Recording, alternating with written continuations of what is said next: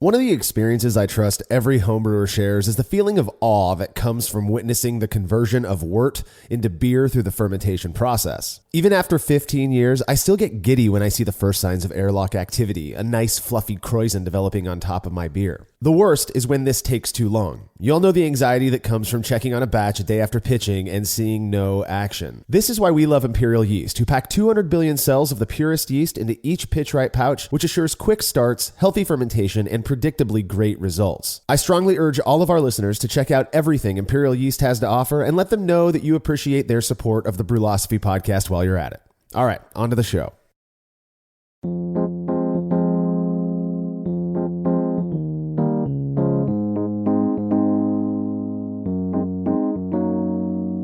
Hey everybody, this is the Brewlosophy podcast. I'm your host, Marshall Schott, and today I am joined by beer reviewers extraordinaire and a few of my closest friends, Tim Meisch, Justin Pretzer, and Craig Fry, to review the fifth installment of the Brew Club's quarterly AvgBrü beers. For this quarter, the style that members of the Brew Club chose to focus on is one that I honestly had no clue even existed. Though, if I'm the trust contributor Jordan Folks, West Coast Pilsner is actually a thing, even if the BJCP doesn't recognize it as such just yet. Guys, how are you feeling about this one? I'm excited, man. Let's do it. I'm ready to drink. Have you ever heard of West Coast Pilsner? No. Yeah, okay, either have I. I've heard of Pilsner. Yeah, that's the one familiar part of it. West Coast IPA. Fine Pilsner is what we've been drinking earlier today. There seems to be a growing trend of hoppy pale lager, and while I've had beers that brewers refer to as IPL or India Pale Lager and Cold IPA, this will be my first experience with West Coast Pilsner, and I'm honestly not even sure I understand what distinguishes the three of those. Either way, if it's good, it's good. That's all I care about. Call it what you want. That's all that matters. Now, if you're interested in this kind of stuff or you just want a cool group of like-minded folks to hang out with, you can learn more about the Brew Club by visiting thebrewclub.com. That's thebruclub.com. That will redirect you to their active Facebook group. They've got all kinds of cool stuff going on over there, including the AvgBrü project, which has really turned into something cool, I think. Base membership is currently free, so go join now. You've got nothing to lose. And if you're listening to this show, you're probably going to enjoy being a part of that club. So, all right, if you like what we're up to and you want us to keep doing it, consider becoming a patron of Brewlosophy. By committing to a small monthly pledge over at patreon.com/Brewlosophy, you're going to receive rewards like access to unpublished contributor recipes, unique discounts at YakimaValleyHops.com, and an invite to a monthly live Q&A session with somebody in the brewing world. This month's guest is owner of Omega Yeast, Lance Shaner, whose story of how he got into yeast wrangling is quite fascinating. I'm sure he's going to discuss that in his session. Over a decade old at this point, Omega Yeast is known for producing some innovative yeast strains such as Cosmic Punch and Heliogazer, which are thiolized yeast strains, as well as a line of more standard ale and lager yeasts.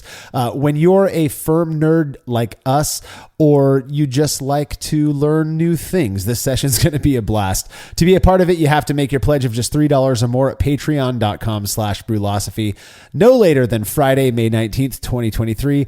As Lance going to be taking those questions that Saturday, the 20th. All past sessions are available on our private Patreon and Facebook pages, so you can go back and watch them whenever you like. Learn more about becoming a patron over at patreon.com/Brewlosophy. Another really easy way to help us out is by using the links found at brewlosophy.com/support.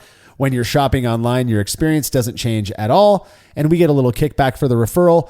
Finally, if you wouldn't mind letting us know what you think about this show by leaving a rating and review in Apple Podcast or wherever it is you listen to podcasts, we'd really appreciate that. Thanks to everybody who's already taken the time to do this. I recently saw that we surpassed the 1,000 review mark in Apple Podcasts, which is pretty crazy on its own, but especially for a dorky podcast about brewing and beer. You guys are awesome. I know this may seem petty, but we really do appreciate every single one of our listeners. Feedback is brought to you by Clawhammer Supply, who, in addition to having a remarkable YouTube channel chock full of great brewing-related content, sell what we believe to be some of the best electric brewing systems on the market. If you've been considering making the move from propane to electric, you owe it to yourself to check out clawhammersupply.com. Whether you're after a 120 volt 5-gallon unit or something bigger, like their powerful 240 volt 10-gallon system, Clawhammer has got you covered. Learn more about everything they have to offer at clawhammersupply.com, and don't forget to check out their YouTube channel as well. Listener and very good friend of Brewlosophy, Matt Matt Clay wrote in with some feedback after listening to our recent Brews Views episode, where Kate and I shared our views on brewing as art and or science. Now, before I get into Matt's feedback, I'm curious what you guys think. Probably having not listened to that episode, Kate and I talked about. We were there. Yeah, we lived it in your heart, I imagine. But Kate and I talked about this idea of brewing, as art or science, and I struggled to come up with to distinguish them. I feel like it's both, right? What are you guys' thoughts? You've been around brewing for quite a while, all three of you now at this point. What do you think? Art, science, both? I think it's absolutely a mixture of the two. You have to blend the science aspect of it, but the true artistry is coming up with the different things like West Coast Pilsner. I agree. You can't do one without the other. No, it's hand to glove. Well said. You can't be all hat and no cattle. Right. Well, you guys sound exactly like I did on that episode, and it was a surprisingly, we got a ton of comments on it. Matt Clay, our friend, says, as a person who is an overly pedantic jerk, I find he's not a jerk. He's one of the nicest guys I've met. I find that the field of math has helped me gain perspective on any X versus Y debate. These debates are often framed as X or Y. For example, quote, is brewing science or art? In mathematics, the word for or may be used as an inclusive term, which is defined as, quote, a disjunction for which either or both statements may be true. So, by the purely objective standards of mathematics, when posing the question, is brewing art or science, the answer is simply yes. No, can you say that back in English? I agree, though. Matt, I agree. Yes, Matt, I agree with you. Thanks for hitting us up, buddy. It's always great to hear from you. I hope you're doing well. And as anyone who listened to that Brews Views episode likely picked up, I couldn't agree more with what Matt said. I couldn't agree more with what you guys said, that it is kind of a balanced art science thing. Brewing is much more, to me, this combo of these two things that you can't really separate. It is driven by science, but the creative aspect of it is obviously more artistic. I just think it's 50-50, if that even makes sense. I kind of feel like the whole thing is just art and science together. It's like a boiling pot or melting pot of art and science. So that's my opinion. And I admit it's biased by my own opinions. Well, it has to be. There has to be a measure of art. Otherwise, you're just boiling water and some mash. And where's the flavors coming from? On the things where they do send the beer in, there's a protocol, what they're supposed to follow. Yep. And then they tweak it a little bit. Well, they interpret it in their own ways. Yeah. And that's the artistic side of it, right? So my argument on that episode was that the science is what makes it work. We've come to understand that, and so we call that science, even though it would have happened without our understanding of science. And so that's why I feel like you can't really separate them and talk about it in terms of how much of each of one or the other or whatever. So anyways, it was an interesting conversation that Cade and I had. Matt, I appreciate your feedback. Like Matt said, the answer is... Yes. It's just yes. The answer is always just yes. So if you have show feedback, you can send it to feedback@brewlosophy.com or drop us a line on social media. We will be right back with AvgBrü West Coast Pilsner reviews right after this break.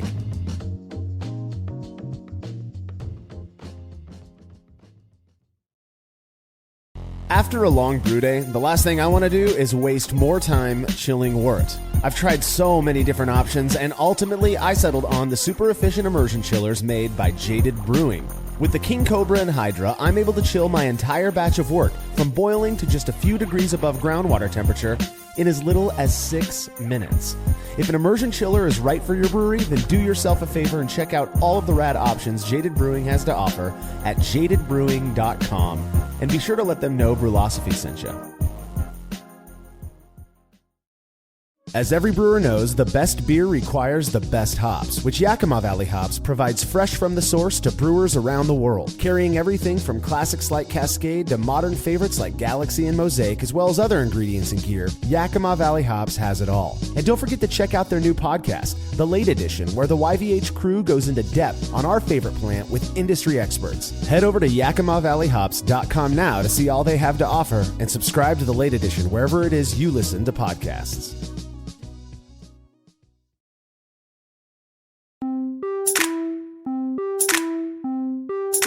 tend to shy away from making statements of certainty, even when it's about my own personal preferences that have no effect on anybody else. But one thing I have no qualms claiming is that pale yellow lager, whether it's German Pilsner, Helles, Czech Pale Lager, or Miller Lite, I don't care, is my hands down favorite beer to drink. Well, over the last few years, brewers have been coming up with curious adaptations on these historical styles, most of them involving much higher hopping rates with modern hop varieties. One such example being West Coast Pilsner. This is where I'd usually ask you guys what you know about the style, but seeing as it's just as new to me as it is to you, I'm going to go ahead and skip that for this episode. Thank you. As you're welcome. As you might have assumed, the BJCP does not currently recognize West Coast Pilsner as a style, so there's no official description. So I'm going to go with a combination of stuff that I found from the internet as well as what the Brew Club provided to me for this episode. West Coast Pilsner is defined in kind of my conglomerate way. I put this together. Do they recognize East Coast Pilsner? I just don't want to get into a Biggie Tupac situation. This is the Tupac of Pilsners. Okay, so it's here. California Love. Yeah, California Love. Here we go. In essence, it sounds like West Coast Pilsner is a low to moderate strength Pilsner that ideally is fermented cool with traditional lager yeast, just like a normal Pilsner, but is hopped rather heavily with fruity American and or New World hops. So New World hops just means Australia, New Zealand, that they come from there. Right now, they are hot with amazingly fruity, awesome IPA type hops. Now, again, from what I could find, it's distinct from IPL and cold IPA in its strength, though I have no clue how those latter two differ. People argue that cold IPA has you make it differently than you do IPL. To me, they all taste basically the same. Whatever. If they taste good, that's all I care about. So apparently the closest existing style is German Pilsner to West Coast Pilsner. German Pilsner is one of my favorites. So either way, a crisp, clean, moderate strength, hoppy Pilsner sounds pretty great to me. What about you guys? Sounds. Let's Looking give it a forward to whirl, this. man. It sounds I'm good to ready. me. Yeah, the description sounds amazing. Here's the thing. We've got Craig, who has somehow turned a corner and absolutely loves hazy IPA. Love them. Like, that's all he drinks now. Tim is kind of like okay with hoppy beers as long as they're not too bitter. Correct me if I'm wrong. Justin's always been cool with IPA. So it'll be interesting to see how these taste, because this is not an IPA. This is supposed to be like your classic, crisp, clean, cold fermented Pilsner with a lot of hop character that's not too boozy. So that's my take on what West Coast Pilsner is supposed to be. If I'm wrong, I'm sure I will hear about it very swiftly. I'll let you know. Yeah. So so before we get into tasting this first batch of it, let's talk a little bit about what the AvgBrü West Coast Pilsner is all about, the parameters that they defined, which includes both ingredients and brewing parameters. So for the malts, club members could use as a base malt, they had to use Pilsner malt. Makes sense. They could use Carapils, which is a caramel malt, a very low Lovibond kilned caramel malt, or they could skip that altogether. They can also use flaked maize, which is just flaked corn. It looks like oatmeal, but made of corn instead of oats. They didn't have to use that if they didn't want to. For hops, they could bitter with any variety they wanted, though Hallertau Mittelfrüh, which is a classic German noble hop, was recommended. Mid-boil hops, so somewhere halfway into the boil, they could hit it with any American variety of their choice, though Centennial, Cascade, and Simcoe were suggested. For late boil, flame out, whirlpool, and hop stand, they had to use either Citra and or Mosaic hops, both very notable fruity varieties from America. And then for the dry hop, which they did not have to do, if they were to dry hop it, they had to use Citra, and it looks like they could choose between Mosaic or Centennial to go with the Citra if they wanted to. I'm not entirely sure how that works. For the yeast, they were going with AvgBrü. Lalmand was the sponsor of this AvgBrü, and so they had to go with either AvgBrü Diamond or Nova Lager. Both of them are real lager yeasts, so ideally they would ferment these around 50 degrees Fahrenheit or 10 degrees Celsius, plus or minus 2 degrees or so. Brewing parameters. They're supposed to mash between 148 and 149 degrees Fahrenheit. That's 65 degrees Celsius.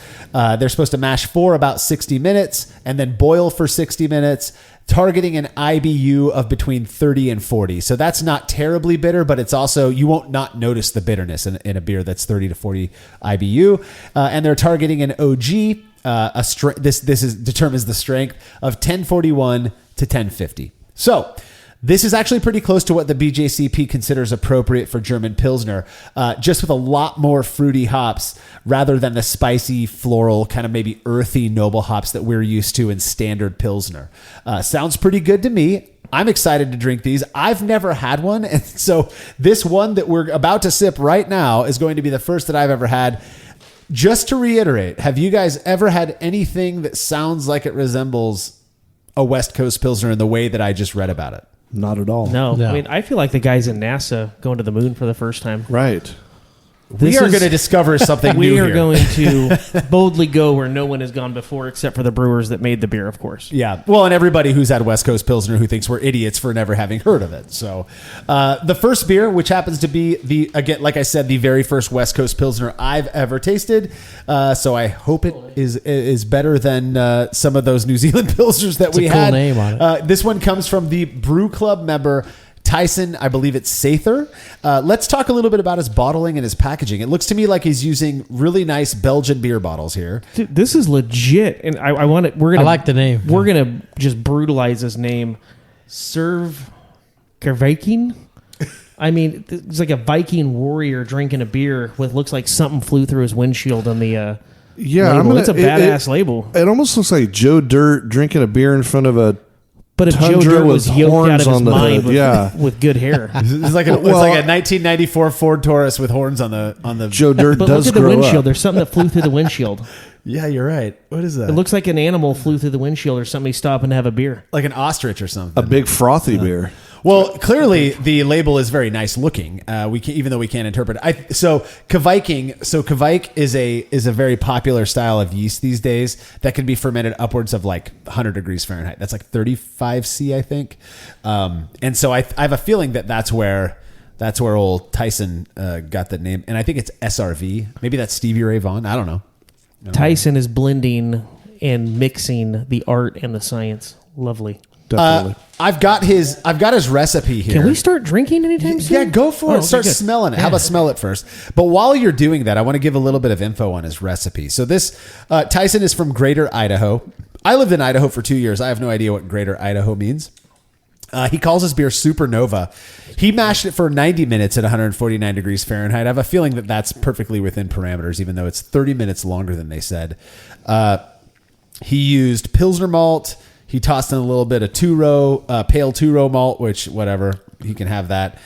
Flaked maize, so he did opt for that. And he cheated a little bit with Briess honey malt, a very That's popular... right, he did. Throw it up for the West Side. Yeah, so honey malt, to me, honey malt typically contributes kind of a... remember honey bunches of oats? Remember, or like nut and honey, or those kind of honey and almond flavored cereals. That's what honey malt does for me. A lot of people think it's a little too sweet. I don't get sweetness from it. So, but he used a skosh of that. He boiled the wort for 60 minutes, and he used Hallertau Mittelfrüh as his bittering addition. So he followed the suggestion. He added a half-ounce dose. That's 14 grams. Of Simcoe at 30 minutes in the boil, and then he did a mosaic. He used whole cone mosaic hops, 1.5 ounces, which would be what's that like? Let's see, 40-ish grams at a dry hop, and he fermented this one with Nova Lager, which is a genuine Eubionis hybrid with not Pistorianus. That's what created it, but Sac Cerevisiae and Eubionis hybrid. I just learned that actually. So he said it's been lagering since February 10th of 2023. We are recording this on April 28th, so it's got a little age on it. It's around 52 IBU based on the Garrett's calculation. He said he aims a little bit high, and the label was created through the AI DAL E2. I like the AI stuff. I've never heard of that one. So, but he hopes you guys enjoy it. What do you think about the smell? This thing looks gorgeous. I mean, super golden. Yeah, it's very, very I mean, clear. the smell is incredible. Is it purple? It's It not is purple. not. It Thank is not God. purple. Because this is American hops. Thankfully, it's not purple. I was just talking to one of the Brew Club guys today, telling him about that we're going to be recording this tonight, and he's convinced that the purple, the oxidized thing that we got in those New Zealand Pilsners, this is a total aside, was because of one of the yeast that the people could choose to use. So kind of interesting. That yeast was not a part of this, thankfully, and this is beautiful. It's delicious. Yeah. Very, What do you think? Absolutely delicious. Very sweet smelling. So I can't smell anything right now. You're not supposed to say that, Tim. You got to act. This is show business, buddy. I don't act. What do you get on your nose, Craig? You're pretty good at describing these things. I get some sweet, and then it's followed by that taste as well. The first taste is like, kind of perked me up. Sweet, flowery. So Citrusy, yeah.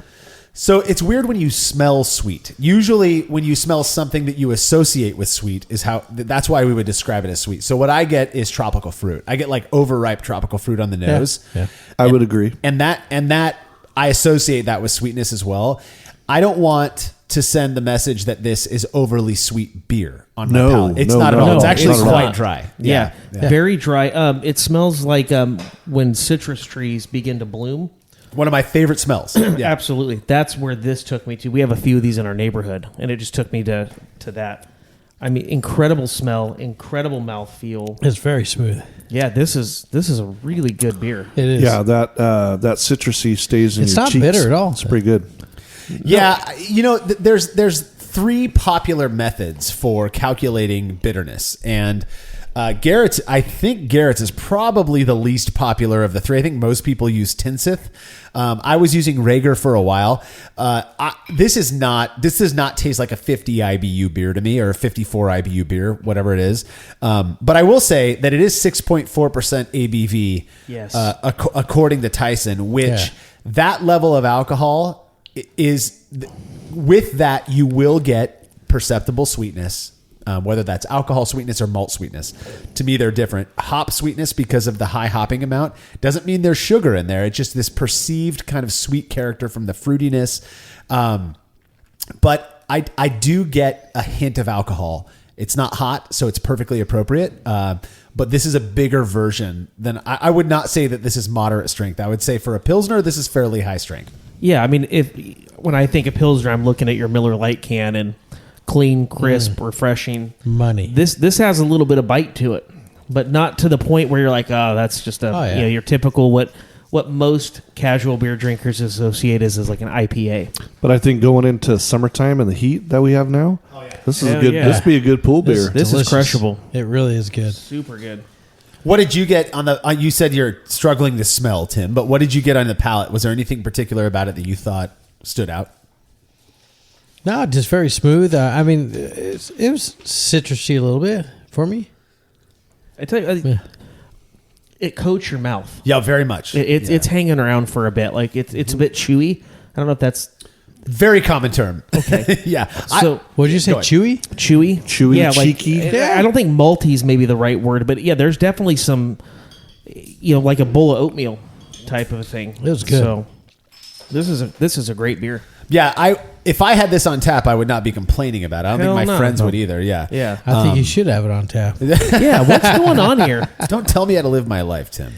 I do think that the one thing that makes it difficult to crush is the higher ABV. 6.4% is like IPA territory, right? Standard IPA territory. So Yeah, but this isn't that like heaviness that you associate mentally with an IPA of like crazy bitter, crazy heavy. Which is part of the Danky. problem, because then you end up drinking way too much, thinking that it doesn't feel the same as something like a big heavy IPA. Yeah, this you're drowning in And the then pool. bam. Exactly. That's my concern, right? I'm getting That's old. the parent in Marshall. yeah. gotta That's look the out old. for us. That's the old guy in me who's like, shit. I'm gonna get myself. One of in my friends are trouble. going to die.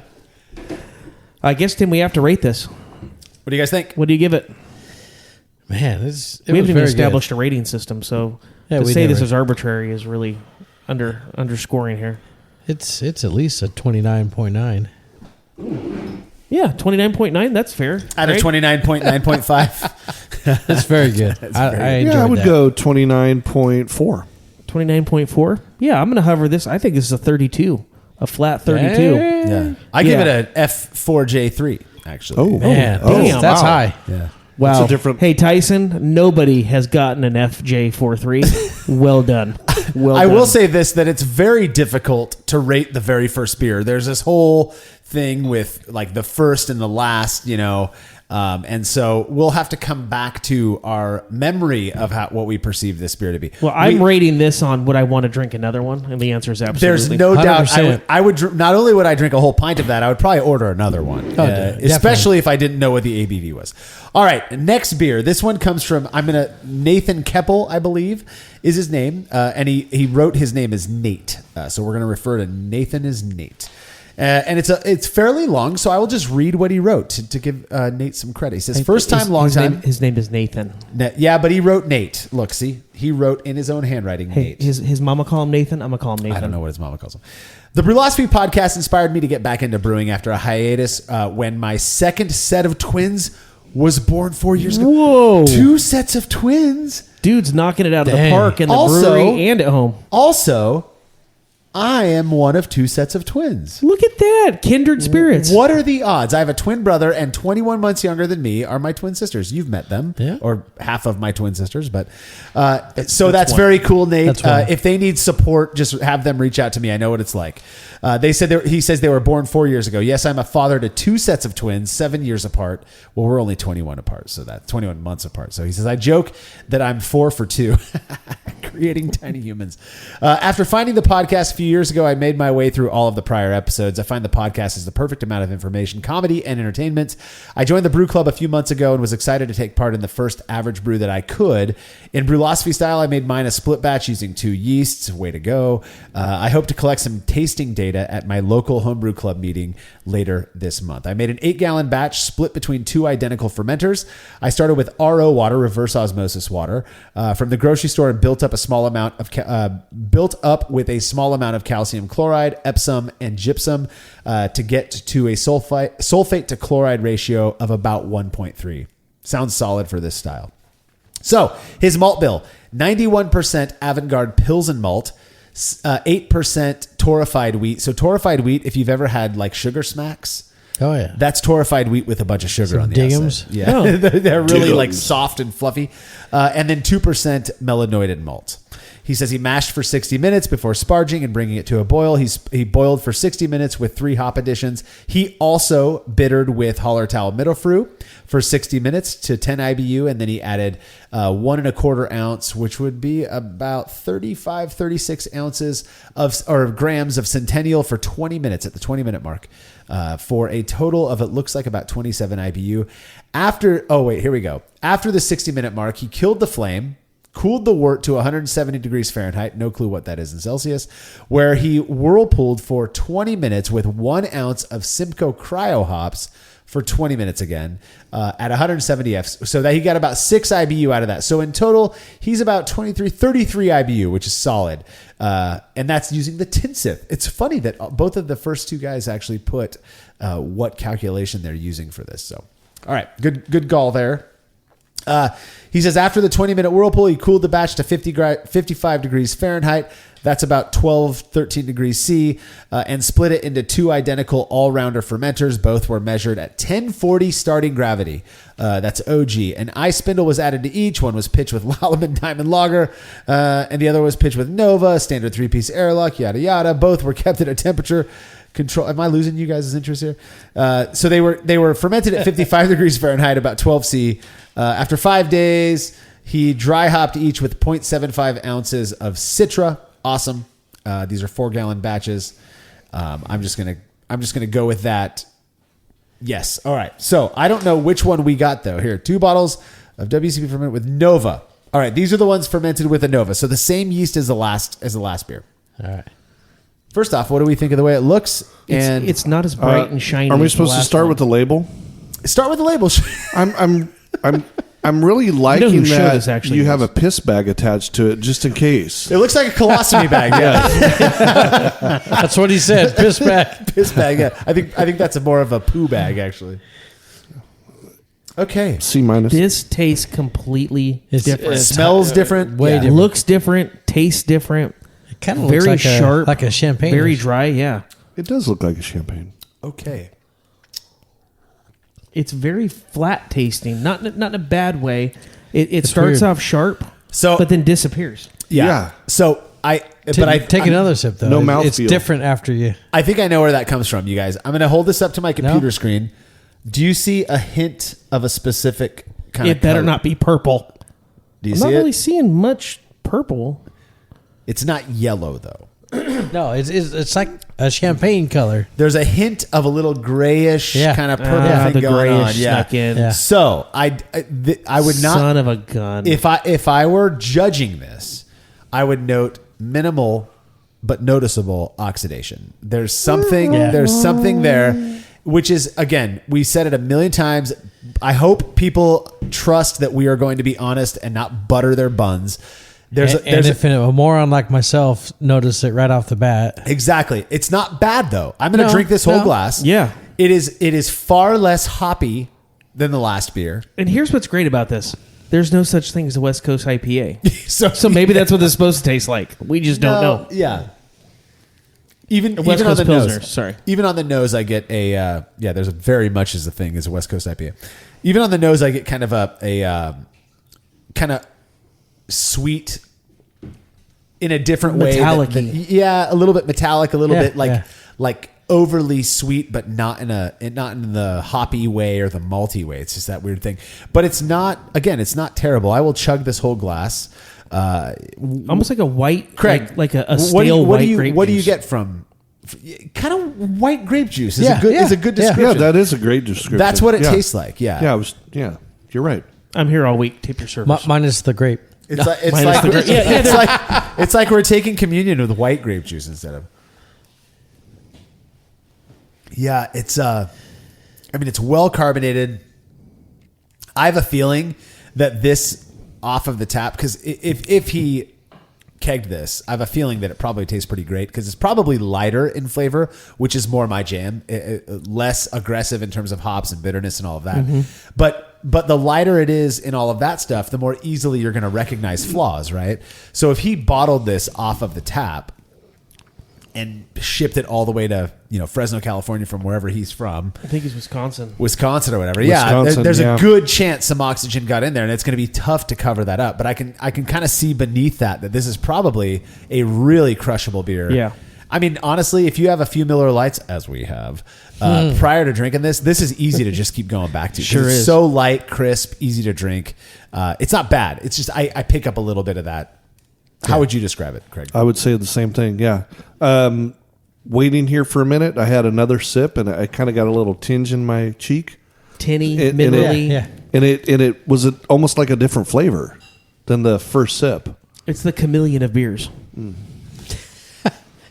Yeah, I tell If you, you will. The Karma Chameleon of beers? Comma chameleon of beers. I tell you, I think it's good, and I think to dovetail off what Marshall so eloquently said is you get this thing off the tap. I bet it's incredible. Yeah. I think UPS just screwed us. Let's blame it on UPS or FedEx Ups. or Or- USPS. We're not going to say that though. Ups. Ups, yeah. So good job though. Nathan or Nate, I should say. Nathan. I really am. I love hearing that because of the weird way we talk about beer on this. Yeah, podcast. you got someone back into the family. back into the fold. We do it for the family. So that's pretty exciting. Nate, keep after it, brother. Yeah. I mean, obviously, good brewer. It's just oxidation. It's so difficult to really account for, Prevent. especially when you're shipping beers. I mean, packaging and shipping them, there's so many different things you can do to try to eliminate that. So I'm confident that we're not going to experience too many oxidized beers today, but we'll see. We are moving on to beer number 3. Would you guys first like to comment on the beautiful... The label, I love that the label is Sans bottle. when it gets hot, then the label comes out. This makes it. Yeah, all he did was save us the hassle of picking the label off and then storing them. Look, So it is 2 judo. I'm guessing that's judo or some form of jujitsu karate guys, and one's taking a shot right to the Pilsner. that is exactly You what mean to the West Coast Pilsner? Well, his West and his East Coast, apparently. AvgBrü West Coast Pilsner, just one of those days. Just one of those days. He is literally getting kicked in the nards. I Is mean, that like it a is Linkin Park? Limp Bizkit. Limp Bizkit, even better. just one of those days. Is We can't play that song on this Yeah, podcast. I mean, Rolling, rolling. It's a little filthy. I wouldn't play that song on this podcast. Well, it's copyrighted. It's copyrighted. It's copyrighted. So this one comes from wonderful friend of Brewlosophy again, Will Allwart, who comments all the time. Will, we love you, and has actually brewed a few beers for the Brew Club Experiment series, which have been published on the website. So he calls this one West Coast Pils Citra / Idaho 7. 16 liters. So I'm assuming that just has to do with What the his hell does recipe. that mean? What does Idaho 7 mean? Idaho 7 is a hop variety, and Got so it. is Citra. Yeah. Got it. Okay. I know the Citra. 16 liters, like 4.5 gallons, something like that. So, all right. So let's see what his has in it. He used 94% Barca Pilsner malt and then 6% Carapils. So he went right smack with the parameters on that one. He did not go with well, you know what? I guess they said you could use any American hop for most of the hopping of this beer. Oh, we're losing it here. Let's see. He used 18 grams of Laurel at 30 minutes, so no 60-minute addition. He did 10 grams of Idaho 7, really nice fruity American hop from, you'd never guess it, but the state of Idaho at 5 minutes. And then he did a 15-minute hop stand with 26 grams of Idaho 7, 10 grams of Citra. And then he dry hopped with 32 grams of Citra Lupa Max, which is an incredible hop from Haas. That hop stand was at 185 degrees Fahrenheit. All right, cool. He gives me all the info. He also used Nova Lager from AvgBrü, that means we're 3 for 3 so far who used that specific yeast strain. I'm assuming that a lot of these people probably did split batches and just thought the Nova Lager was better, which may be some good data for AvgBrü. Who knows? But he fermented it at 62 degrees Fahrenheit. That would be about 15 degrees C, I believe. And that's the info he gave us. So let's get into it. The label, or I'm sorry, the bottle is completely blank. But he did send 2 printouts of a very cool label of a dude getting kicked in the nards. So No, the Pilsners. the Pilsners, that's right. Both Pilsners. Here we go. Ooh. The smell is refreshing. Very, very. Get in there and smell it, Justin. I do want to comment on his. Usually, when you submit beers to a competition, there's typically about an inch of headspace in the bottle. Will filled it all the way to the top. There was no space in there. Sidebar, as Tim pointed out, we have a spelling error, so that takes the points down on the label. Actually, that increases the points. Is it West Coast Pilsner? West Coast. Come on, It's Will. the East Coast pronunciation. Cost. West Coast. Yeah, Out of the West Coast. Yeah, it's the West Coast beer. The How Coast much Yard. is West Coast, man? Which is West car in Coast, Harvard Yard. Yeah. Yep. You messed that one up, Willie boy. Good thing you didn't put it on the bottle. Yeah. Good thing it tastes good. It does taste good. So this beer I like it. This beer is way different than the other two. Wow. I'm curious what you guys are going to say because I got my opinion. This pushes me more into that IPA category. Right? Really? Yeah. No. Welcome. Yeah. I taste the hoppiness.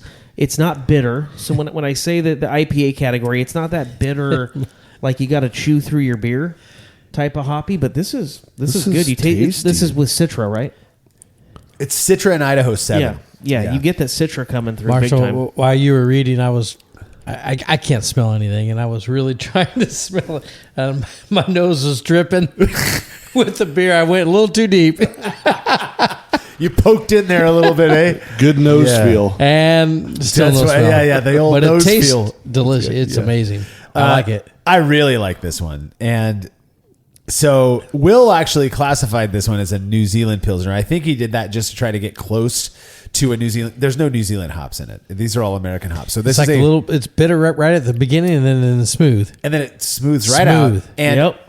I get, so you said IPA, Justin, that it kind of reminds you of an IPA.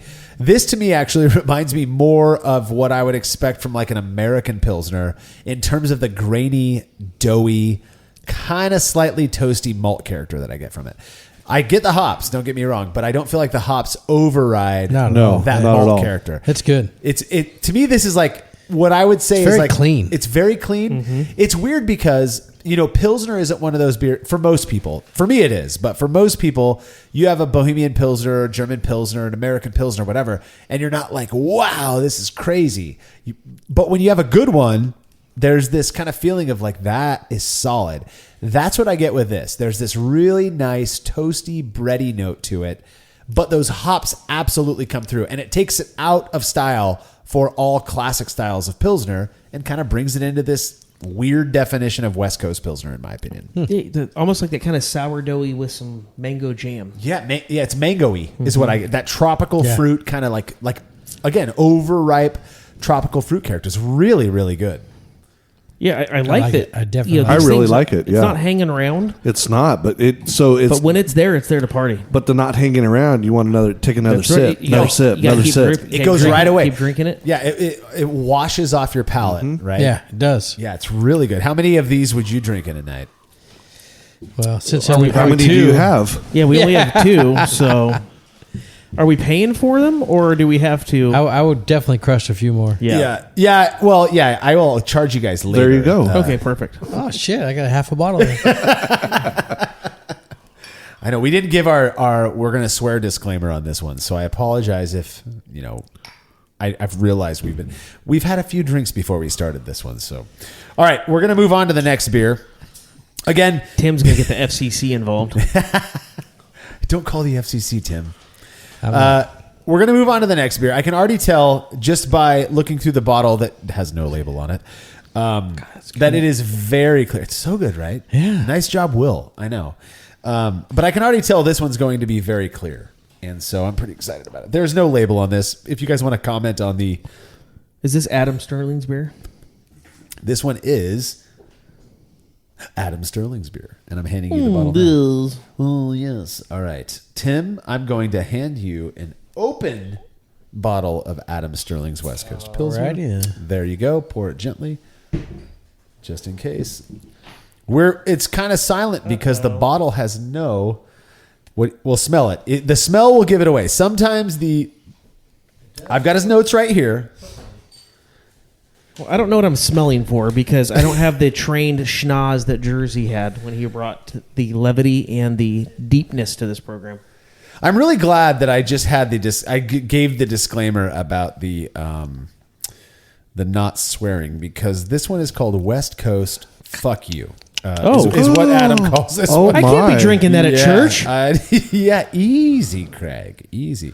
It sounds like Adam refers to his home brewery as Broken Dog Brewing. Oh, I like that, though. This beer is made... I'm going to stop going over all the recipe stuff here. Thank you.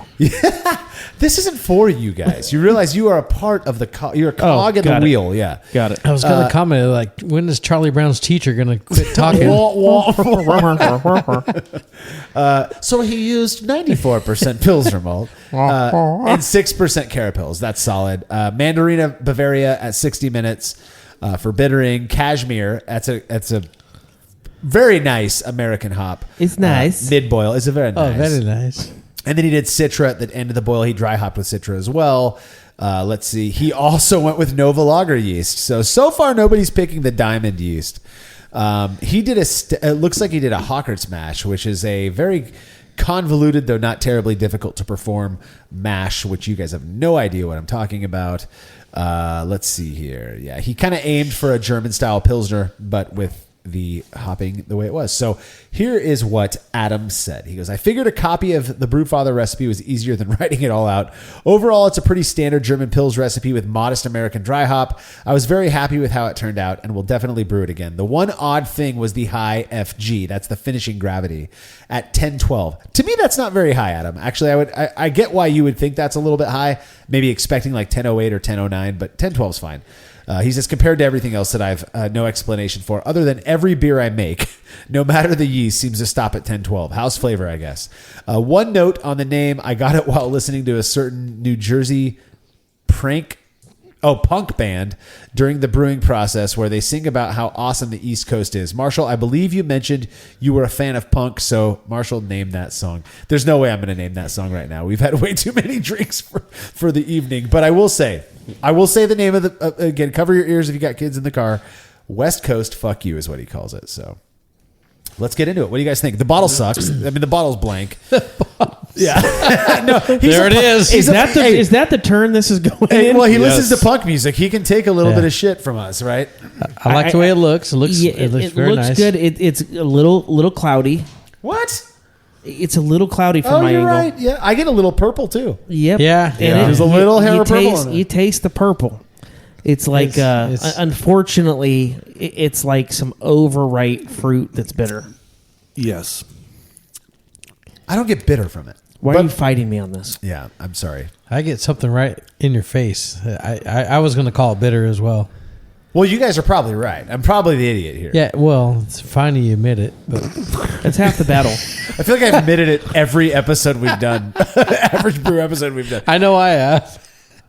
It's It's, clean. It's You could tell that there's quality. You could tell that whoever made this knows what they're doing from a water clarity standpoint, but I don't know if some air got into it. Marshall's got water clarity. Yeah, he used very clear water. It wasn't the gutter water. He's been shadowing his pool boy. It's a high quality H2O. Mama said. Next time I judge a beer competition, I'm going to be like, from a water clarity standpoint, I can.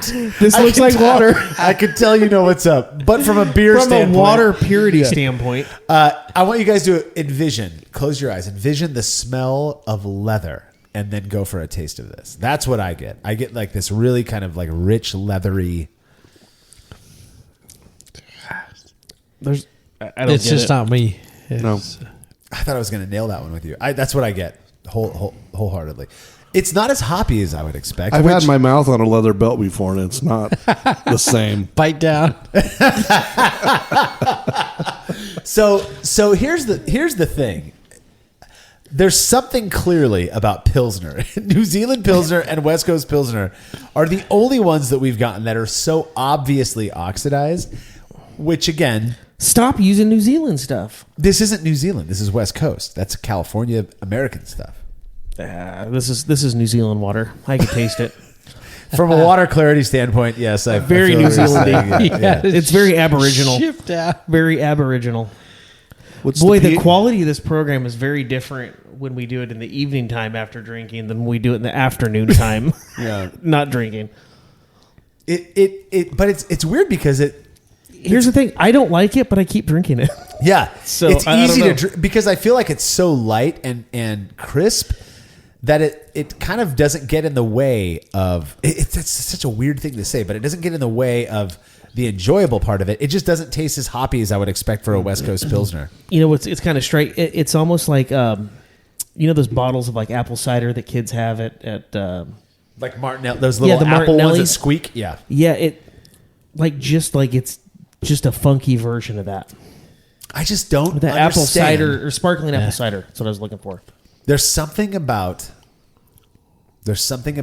Mary. like, yeah. My hair does look a little weird today. It's sticking straight up. Yeah. It's just a little weird and it bums me out. So Adam, yeah, man, just being honest with you, bud, I don't think it had to do with you. I think it has to do with the shipping, which I hope that doesn't detract anybody. I feel like it's challenging people. That last one we did, I forget what the style was, ordinary bitter or something like that. I feel like a lot of people were very motivated to send us a beer that was not oxidized. So in a weird way, by us being honest about what we're tasting here, it's motivating people to use practices, to employ practices to reduce the risk of cold side oxidation when packaging off the keg, shipping beer, stuff like that. So hopefully that's the case. But Yeah, you just don't want all your friends and family coming over and then serving them oxidized beer. We're basically changing the face of American brewing. We are. One bad podcast episode at a time. Hey, Luckily, we buddy. only do this quarterly. I just want to say you're welcome. That's it. Well, Send thank money. you, Craig. Thank you, and send money. And also, I would like to say we just surpassed 1,000. No, you reviews. didn't. 1,000? 1,000 Dude, reviews. high five. Seriously? If you go, 1,000 reviews in Apple Podcasts. Now I get that, like we ask for it, but all of the other brewing podcasters that I know do the same thing. I don't know how. For being only we started in 2017, so we're I can't add right now. 5 or 6 years since we started the podcast. We're already 6. over 1,000. Yeah. 5 or 6, same difference. We're already over Somewhere 1,000. between for one. 5 and 12. So I think that's pretty dope. That's pretty legit. Dude, And so, congratulations. Yeah. So thanks to everybody who's done that. You're also, if you welcome. want to help I us, listen while I'm driving. yeah, you listen to this. That's BS, buddy. I listen to our episodes while I'm driving. Yeah, the ones that you're on. I think that's the case for a lot of like YouTubers and podcasters. Like if they get their friends on, those are the only episodes their friends actually Marshall, listen I can to. honestly say I don't listen to it. One of the many things I love about you, Timmy, is your honesty, my friend. You know what? Side note, actually listening back at our episodes when you are driving and you're sober and it's during a workday, you're like, oh, that was really funny. Yeah, those guys are funny, Those but guys- they're just hey, dumbasses. Yeah, major dumbasses. Here we go. All right, this one's not purple, thankfully. Here we go. Oh, we got another. Oh, that's the, pretty the sexy. labels Look are at the head on next that. level. Look at that. Look at the head on that. All right, so I'm going to read this one. Ooh, that's a beer, folks. There's a bear. All right, this one comes from Brent Langdon. He says, you guys poked fun at me for my tiny 2.5 gallon batch of American Pale Ale. I guess Brent sent us one of his American Pale Ales, which that was one Hey, where it most wasn't of a them, wide barrel, but it was a short barrel. not too girthy, was it? Well, this time I stepped up my game and brewed a massive 3.5 gallons. Yeah, baby. Dang. Yeah, well, Bringing way the to heat. go, Brent. Still on my stove, brew in a bag in a 5-gallon kettle, but I fermented this in a 5-gallon keg. I figured this yeast would be a good reason to play with pressure fermenting in a keg. So pressure fermentation, not that you guys care, but Accurate. pressure fermentation is purported to suppress off-flavor development when you're fermenting lager yeast at warmer temperatures. On our scale, we have yet to flesh that out, but still people want to believe it. They wholeheartedly believe the old school approach, so whatever. He says that the keg was left in a 68 degree Fahrenheit or 20 degrees Celsius room at 15 psi. I measured 72 degrees Fahrenheit, which is about 21, 22 degrees Celsius during active fermentation. Since dry hopping in a keg is a pain, I used Whirlpool and steep hops instead. I'm also serving out of the fermentation keg using a floating dip tube. So the keg that he fermented in is what he served this out of, which I think is pretty cool. Grain bill. He did some different stuff here. He did 88% Pilsner malt, 8% white wheat malt, which was not allowed. And he also used 4% honey malt, which is another user of honey malt. I'm a big fan of that malt. He boiled for 60 minutes with Centennial up front, Centennial in the middle, Mosaic and Citra at flame out, and then he did a nice hop stand or whirlpool of Mosaic and Citra as well. He also used Nova Lager. So far, nobody has sent us a beer that was fermented with Diamond Lager. What would the odds be that in the next segment we only get beers fermented with Diamond? I doubt it. What's weird is because he was using pressure, and pressure makes diamonds. That is so weird, but he didn't use Diamond Lager. I know. He's Nova. But that's what's preparing us for the next go round is all the pressure that he Supernovas created. are a function of pressure, though, I believe. Yes. So here we go. All right. So That's the science Deep. part. That was deep. the science part. Yeah. What about the art part, though? Shine bright like a diamond. Thank you. Well, Adele. it obviously wasn't the label in the art department. Yeah, we did not Fail. touch on the lack of a label that. I'm Fail. disappointed in the lack of labels in this round. So he lost 6 points for no label, but he gained 11 points for breaking one of the rules. So he's actually Okay. at a net Okay. 42. There we you go. go. Yeah. I'm not good at math, but I'm fast. This beer is about 5.3% ABV with about 39 IBU, so it shouldn't be terribly bitter. He said one day he will step up his label game. He actually wrote that. His ears are burning. Hey, here's the truth of the matter, Brent. I would never make a label. If I was sending a beer in, I've sent beers into multiple places, multiple people. I've never made a label. I would never take the time to never send it into You got some- three schmucks and Marshall to review my beers and take the time to make these gorgeous labels. Oh my word. This is the first one I can smell, This is Oh, you cleared up the Really? sinuses. and it smells like an IPA, Sure does. and it tastes like one as well. Is that This- juniper? To me- Is that juniper? It does. I was gonna throw it out, but you beat me to it. Ooh, that's hoppy. Wow. That's good.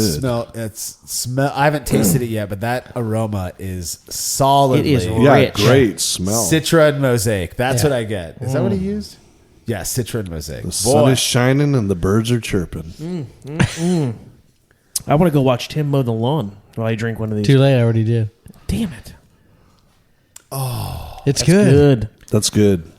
Wow. This It's- just doesn't For strike me. It's me as a definitely Pilsner, a though. juniper. It does really- not strike me but as a it's- Pilsner. I like it.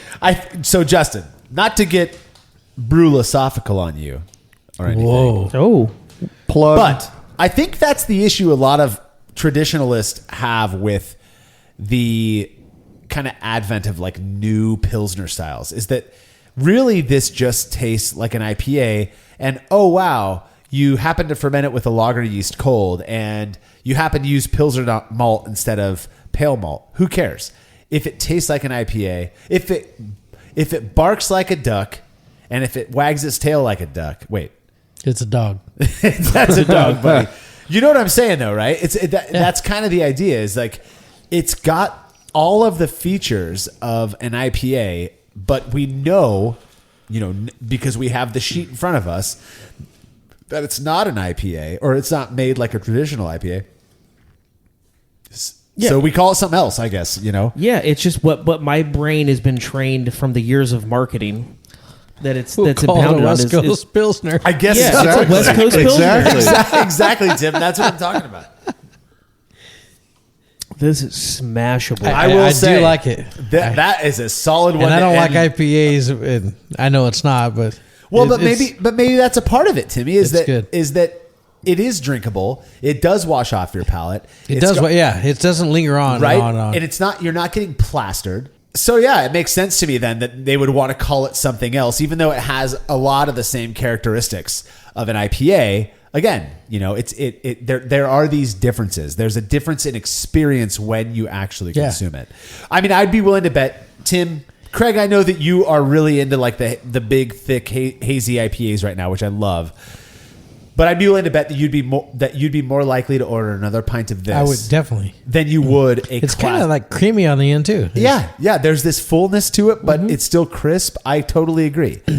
It's good. If this is what West Coast Pilsner is supposed to be, Sign me up. I kind of get it. Yeah. I kind of Yeah, get it. I right? agree. It's almost like for you, Tim. It's like it's not an IPA. It has the fruitiness and the citrusy Definitely of does. an IPA or a hazy IPA, but it doesn't have that bold smacking you in your mouth of the. I like this juniper. way better. It's so good. It's very good. It's Yeah. This is so friggin' good. And this is way different than the other four. The previous, yeah. Yeah. Well, I will say this is going to sound super weird, but I always judge in a weird way beers based on the way my burp tastes. It was exactly how I perceived it when I was drinking it, which is it's hoppy with this nice just base malt, Pilsner malt, white bread crust kind It's of kind of nice. malty with flavor. with a little bit of chicken at the end. Yeah. Right now, It's like that West Coast that jumps out of nowhere and goes, "Hey, Yeah. here to party." Yeah. It's good. yeah, Right? very good. Yeah. Good, very good job to to Brent Langdon on that one. Very good. We've got to take a quick break, if you can't tell. We will be right back with more Average Brew reviews.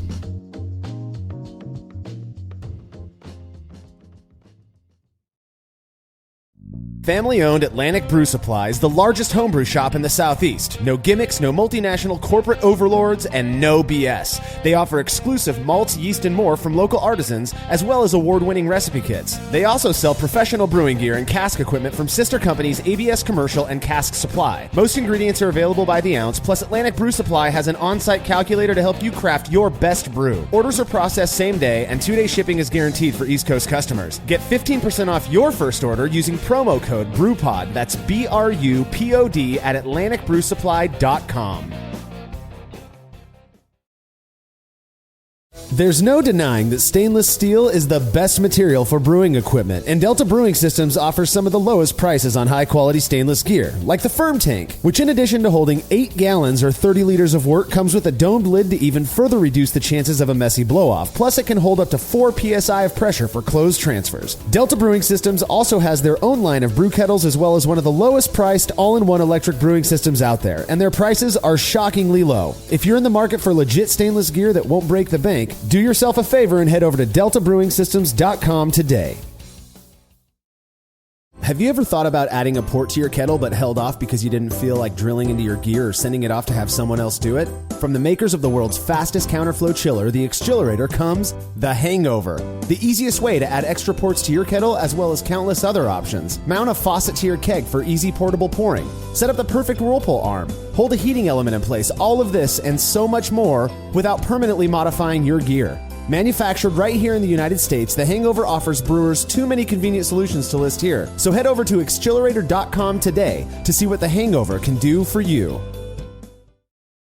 Welcome to Codependence, the weekly podcast that gives you direct access to me, Maya Allen, and my sis, Sierra Miller.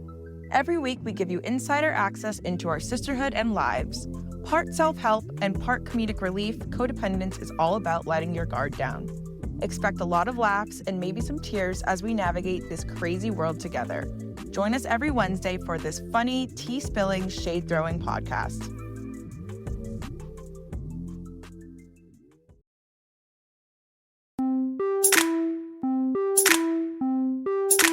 All right, time to get back in. Listen, we had a nice little break. We all went to the restroom where we just chugged we're not going to lie here. We're being honest here. We're wetting our palates with a little bit of Miller Lite. We just chugged another can of that. But we are going to hop right back in to some of these West Coast Pilsner AvgBrü reviews. The first one coming from the Brew Club member, Tim Harris. Before I say anything about his beer, let's talk a little bit about his bottling and his labels. Straight filth. It looks so good. It looks so good. I see that he's using the. It looks like, I believe this is the Brew Club's kind of version, their spin on the Brewtron, which is our logo, which is copyrighted. Don't try to steal that from us or I'll sue you. Bam. Yeah, that's just a threat, actually. He did not send anything other than the label on the bottle, so I'm going to try to bend my head and read this. 84% German Pilsner, 11% white wheat malt, and 5% Carapils. So kind of, look at this. The first one that we've had so far, fermented with diamond lager yeast. Boom! You nailed it. I called it. 1050 OG, 1010 FG for a alcohol by volume percent of 5.25. He used Hallertauer Mittelfrüh as bittering, Centennial, it looks like mid-boil, and then he used Citra sometime in the late boil. I don't know if he dry hopped it or not. It certainly smells like he did. Now, do you guys have any comments before you get into the aroma or the flavor or the mouthfeel, if you will? Do you have any comments on the label? I love the label. I love the appreciate label. the label, yeah. Yeah. I feel like you put a lot of work into it. Yeah. Sure did. Now, Tim actually emailed me on the side and said, I sent you 3 bottles. One of them has an X on the bottle cap. And that one, I'm not sure if that one is oxidized or not. So we did not open the X bottle yet, but I do have it in my hand. So if we get to the end of drinking these beers and we want to try this one, we can do it, because why not? This is what we do on Friday nights. It's a Friday night. We're recording this thing on a Friday night. So let's go. What do you guys think of the aroma? It kind of smells like dirty feet. Smells like weed. It smells like weed. Very danky. I don't know That's how what I was weed thinking. It tastes was like danky. weed. I don't know how I know how that smells, but it smells like a bag of weed. It tastes like I'm putting a bag of nugs in my mouth. Yeah. I just That's it. That's it. It's very tough. bong watery. It is bong water. It is yes, tough it's to bong drink. water. I don't know. I kind of like it. Shocker. If we end up tripping balls later We won't.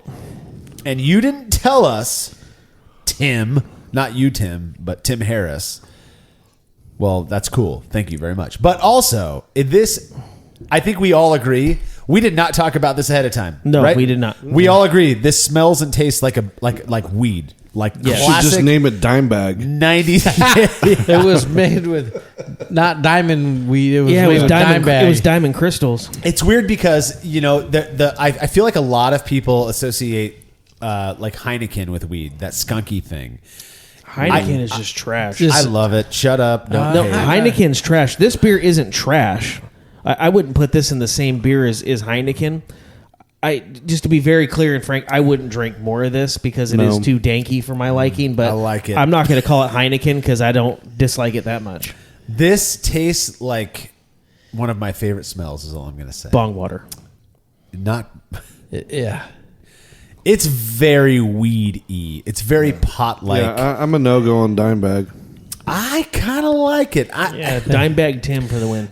I remember back, it must have been like 2011, 2012. There was this big push towards making the dankiest, because when we say dank, usually the first thing I think people conjure up is weed. Yeah. Which is legal in most states now, I think most reasonable states at least. So this to me is danky. This is like 100%. defines An insane depth of flavor. an insane depth, and a lot of weed nowadays, if you happen to partake, has a very tropical, it's got it's the cousin of hops, so it's very similar, but it's got a lot of really tropical, mango-y kind of passion fruit type of characteristics to it. This feels like it might have been not hopped, but weeded. I think he brewed it with a devil's lettuce. The old devil's lettuce, yeah. I don't know. I like it. I feel like Could in be the the old label. you guys have all It's stopped not- drinking it. Are Yeah. you scared you're going to get high if you drink this? Is Yes. that what it is? Yeah. It's not my favorite, but it's not the worst beer I've ever had. I can. True that. It would be hard for me We've to had- order another one. In about But- 15 minutes, this is going to be the best beer you ever Yeah, had. that's a fact, Jack. That is a fact, Jack. And the Doritos will be here soon. Yeah. All of a sudden, I want to roll to Denny's and get me a Moons over my hammy. I don't know No. what's going on. Honestly, I have this. Super Right? Yeah. Yeah. Don't come. Back to the label, though. The Yeah. label Y'all is don't very want good. that smoke. Don't Super come at me bird. with that. Dude, that sounds great. A moon's over my hand. Yeah. No. Isn't that like a what is that? That's like Swiss cheese. It's basically a Monte Cristo, right? It's not even close. okay. It's Tell just us, like a Mr. scrambled Food. egg on a. No, it's got ham on it. It's what's called moons over Yeah, my it's Canadian. hammy. Yeah, it's their I wasn't Canadian done bacon, I think. explaining it. Yeah, well now Can you you just maybe ruined not it. cut me off next time? In a sandwich with ham. Denny's Super Here, Bird. Timmy. You, Bam. I was gonna Google it too because it's been so long since I've had one. I don't have Moons over Miami. It's my hammy, by the way.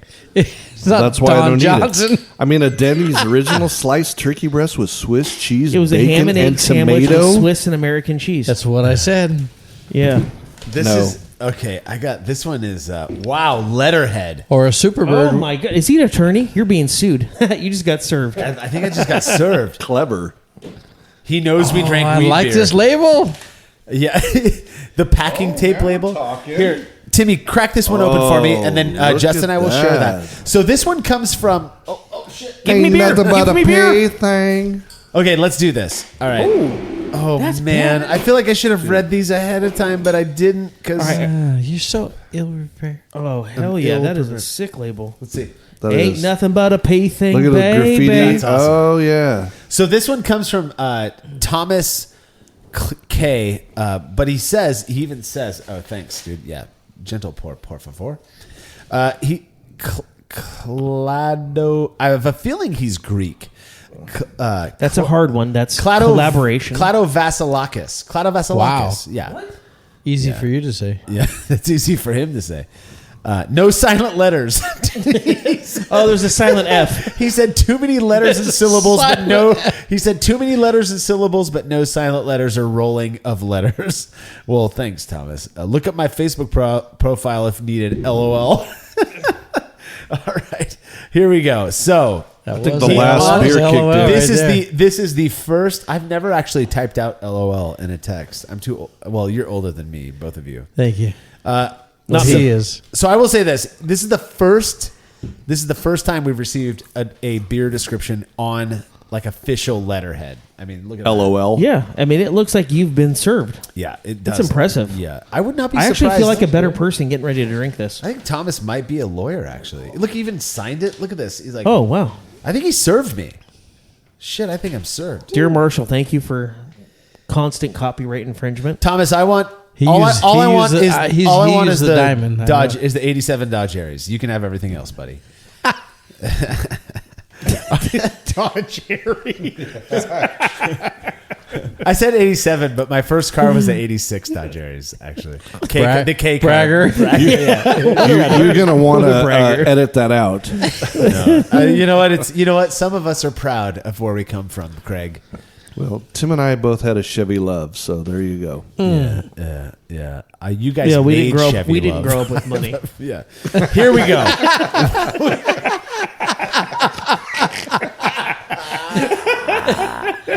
All right. Oh my God. I'm going to read this. Spun off the rails. Yeah, here we go. I'm going to read this.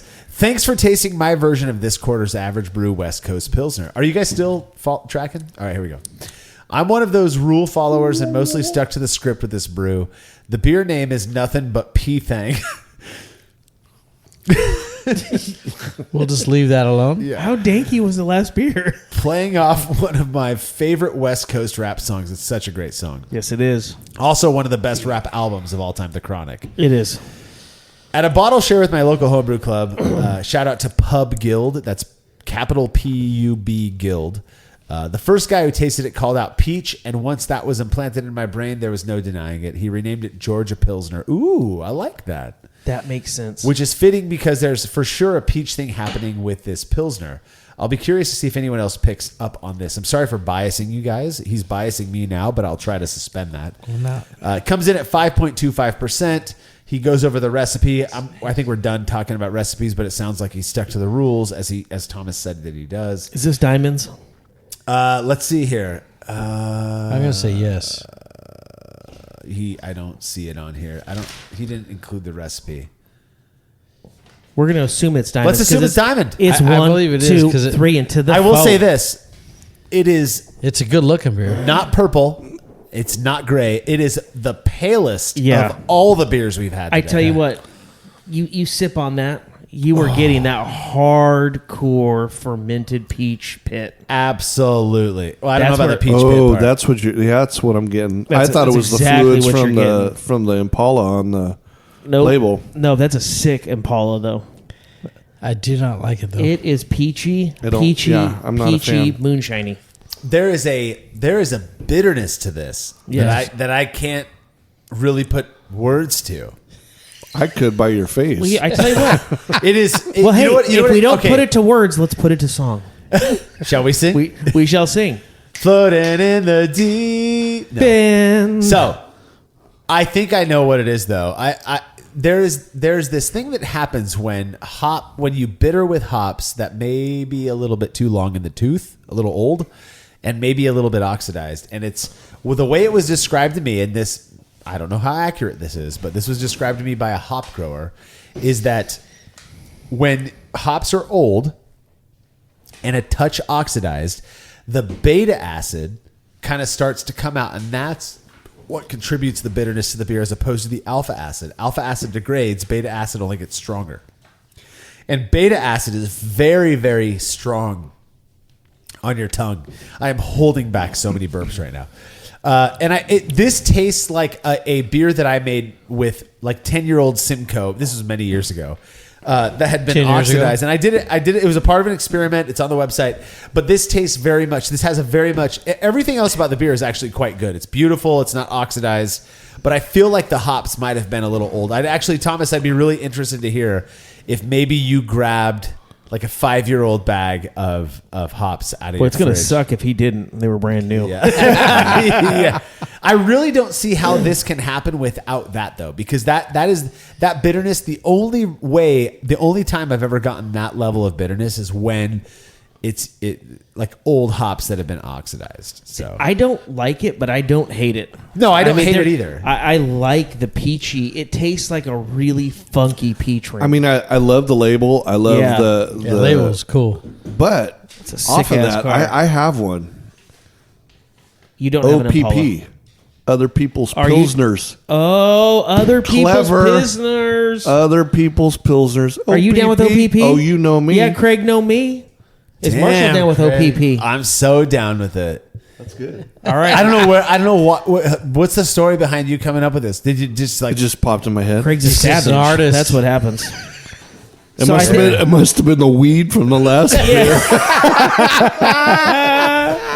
I don't think there was actual weed. No, in there that. was- yeah. If he emails me, he's like, dude, you guys were are so- stoned. He straight roof. roofied us. We have to end this one in song because again, it ain't nothing but a pee thing. But Baby. 1, 2, 3 into the 4. It Snoop tastes Dogg. like he swept some hops off the floor. Dang. But again, I kind of liked it with the peachy flavor. Yeah, so the peach thing, I get that there are certain hops that I get a really peachy thing from, like a Zaka. It has this very peachy candy Yeah, flavor. yeah. But you don't get that level of bitterness. The only distracting thing in that beer is the bitterness, which Yeah. makes me think that it may very well have been just, the bittering with a hop. What a lot of people do, and the reason I'm bringing this up is that I feel like a lot of people will say, "Oh, I've had these hops for a long time. I'm not going to use them for flavor or aroma. I'm going to use them just for bittering." Well, the problem is when you're bittering. I'm trying to be serious here. you jerks. I'm looking deep into Yeah. your eyes. Yeah. Hops and the bittering. Yeah, I know where I'm at. Okay. I was waiting for. I know we're going to talk about it here in a minute. But the problem with that idea, with that mode of brewing, I can't with these two dudes over here. Would you guys? Hey, seriously, we're going to be excused. I'm going to excuse you from class.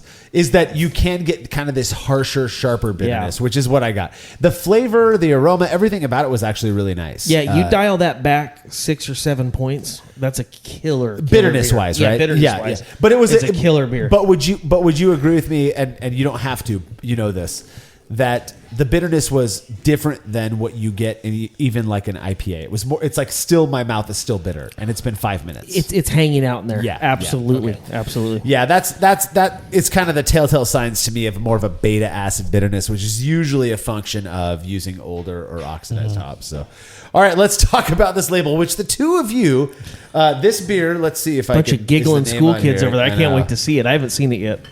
Well, let me grab this. This one comes from, I believe you say Shane. It's spelled Cheyne. Remember how Is to it pronounce Cheyenne? it, he says? Yeah, I'm almost certain it's Shane from Gilbert, Arizona. We've had beers from. Oh, I from like Shane. before, yeah. And this one was fermented with diamond lager yeast. Boom, bring in the What in diamonds. the world are the odds that I bet this that is- one was too. That I last bet one. it was. I bet it was. So this is from Shane. We're gonna go ahead and talk about his bottling. Wow. I like it when Ah, people like it. hops with oxidation. That's my favorite. Oh, that is lovely. It's very light. It's so pretty. That is like This is like beer commercial pretty. We were commenting. It looks like Michelle on the label. Michelle is Tim's. Oh, you guys know Michelle. The crazy listeners know redhead. Michelle. Yeah, the crazy Yeah. redhead who's in Las Vegas with all the other wives right now. honoring the which is why we're traditions and hanging out on a cultures Friday of night our doing this. pagan brewing.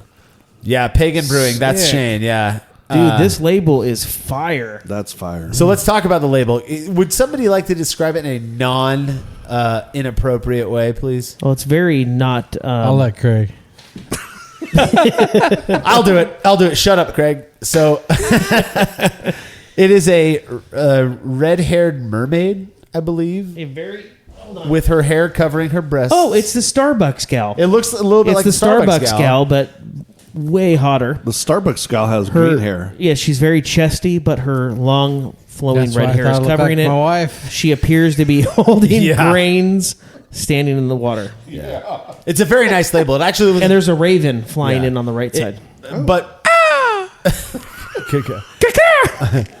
it actually looks like a very professional label. Yeah, this is a label Very- that you would get like at a brewing company. Yeah. So he. All right, this is going to be fun. Revision. Reversion to Oh, I mediocrity. didn't see the R on this. Reversion. So we did an episode on beer names, coming up with creative beer names, right? Like I just did. Yeah, I mean, Craig. You are a He's shoe-in amazing. for a beer namer, whether you brew or not. While Steve, slow and dangerous behind the wheel, you can still serve a purpose. this one, This beer name is pretty good. This makes me think of Steve Thanos, Brewlosophy's Steve Thanos, Reversion to Mediocrity. What a great name. He says that, let's try this again. Sending a hoppy lager in warm weather. Hopefully it doesn't pour gray or purple this time. So I think Shane is one of the ones who sent us a New Zealand Pilsner that was not very good. He improved his bottling process to avoid oxygen better. I have to say, Hey. is there any purple or gray? No, to that? it's beautiful. It's beautiful. Now this is beer commercial It worthy. is. Great job. It might be the prettiest beer we've poured so far. It is crystal clear, and it looks like you just poured a Coors Light into a bottle. It's got some, Yeah. Yeah. It is so pale without any discoloration. What do you guys get on the nose? Why would you laugh at that? Because I can't smell anything. Citrus. Citrus. Yeah, I do. I like, Like it. citrus flower. I get Citrus like flower, yeah. Yep. that's what I get too. It's that bloomin' citrus. I feel like we're really fortunate to live in an area that grows a lot of oranges, and that smell during orange blossom season Yes. is This is just good, too. This Yeah. is what it It's smells beautiful. like. This is very good. It's so just clean good. and fresh yeah. and vibrant Yeah. and It's intense. it's totally like an IPA though. Man, because it's hoppy. This smells more like an Irish porter. Nope. You smell like an Irish porter. Strike two. This smells so good. And I tell you what, I'm going to jump the gun. This tastes even better. This is That's, it is fire. that so is good. delightful. God. This is dang up it. there. See, I'm trying to keep track. This is up there with Will Allworth's. That's good. This Right has below. that- To me, right below. You think Will's is? Yeah, Will, I like Will's. So Craig, since you said that, I'm kind of with you. But why? I'm curious. I think Will's has a little bit more bang in your mouth. Like it just bites okay. you. Are you for real? We'll just leave No, that that alone. Hold that on. wasn't. Hold on. No, Did that just happen? Powerful. Did he? What? Will's is Just more stop. powerful, more flavor right in the beginning. So I think I get what you mean by bang in the mouth, but for me, the way I would describe that is that Will's had more of a noticeable malt character that wasn't sweet, but it was kind of toasty nutty. I think That's that exactly what I meant. yeah, bang in the mouth, same difference, right? But you know what I'm saying though. There was yes. something that supported the hops. This one is like as clean as it gets. I love that. To be honest, Dude, this I would- comes on like a freight train and leaves like a race car. Exactly. That's what I was thinking Exactly. because Yeah. the other one, the difference is this just leaves. Yeah, Yeah, doesn't- and And no, Will's there's just no kind of linger. lingered Yeah, and she stayed gone. and yeah. Yeah, she's back in the water swimming. It's weird because I feel like for what I've read about West Coast Pilsner, which I know you guys haven't done, for what I've read, I feel like Will's hits that mark like a skosh more than this one. This beer here, I would drink a whole keg in a night and not even realize it because it's so crisp and clean. This takes our special Miller Lite, which I think we all agree has a place in our heart. It's a mighty fine Pilsner. Mighty Fine Pilsner, and this just amps it up to a 12. Yeah, and I think that's the idea, right? Is to make a refreshing, easy to drink, crisp, crushable beer, With Pilsner, a lot of flavor. that has a lot of fruity American New World hop flavor. And it's only a 4.5. That's what makes it all the Yeah. better. I think We that's should- why it washes over your palate so We fast. should ram that up to a 10-12, and we'll call it good. That would be awful. It was very good. Yeah, that's really nice. Shane, I hope I'm saying that. And the Kudos. label is beautiful. Yeah, Kudos. it really is. Yeah, It might- amazing label. Yeah, again, it But might be one of the if best you labels notice, of all it night. says it was brewed at Pagan Brewing Company, so maybe he has a bit of an unfair advantage than some of the others. If you look at his label, it says brewed at Pagan Brewing Company. Yeah. So maybe, again, if I would have to imagine your outcome at an actual professional brewery. He's not a professional. That's what home brewers do, bro. They pretend. They pretend they're Oh, pros. well. Yeah. Well, now I feel dirty. We all do it. There's, it's kind of like, I don't know. Wait, so if I yeah. go to where he lives, I can't go to Pagan Brewing? No, I mean, you go to his garage, I'm sure. Yeah. I honestly, and it would be an awesome time. It is the nectar of the gods. Yeah. Honestly, don't know if there's a real such thing as pagan brewing, but I will say this: I gotta Google it now. Yeah. I'm going to the Well- I'm going to the old interweb. All right. the old interweb. All right, let's move on to the next beer. We've got a couple more here to do. I can already tell this one is not nearly as clear as some of the other ones we've had, but maybe that's a good thing. Let's see here. I'm going to take this one first. Here. They are cold, though. I'll tell you that. We like that. There you go, Timmy. Pour that for you and Craig. All right. So what do you guys think of the label on this one? It's a home brewer. Real. It's a home brewer is what it says. Yeah. So you mean label maker? It's literally like the Cricket label. I tell you what, though, his or Cry Cut label. before we dive on, Pagan Brewing's Instagram is fairly legit. Marshall, this is really cold. It is. What the heck? It's is happening? frozen. Wow. Where are you keeping this at? Oh, maybe that's why it's so hazy. Here, well, this one's not. Well, I don't think it is. Here.